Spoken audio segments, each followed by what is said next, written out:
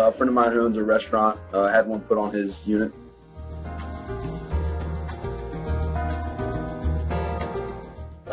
After seeing my bill from last year, looking at it from last year, and then looking at this year's bill for June, I was very pleasantly surprised with the savings.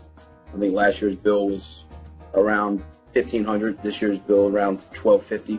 So yeah, very pleased.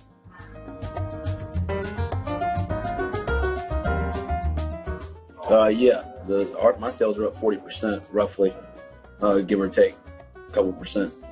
Hottest June on record, from what I understand. Yep.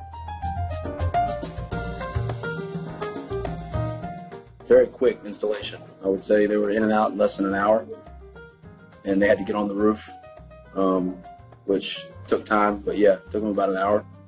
They chip on 3 different units. Yeah, they're very fast, very friendly, and did a nice clean job.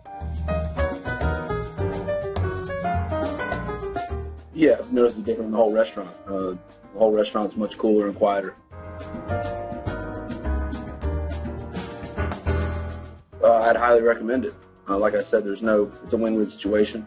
It's going to pay for itself in a year as far as I can tell.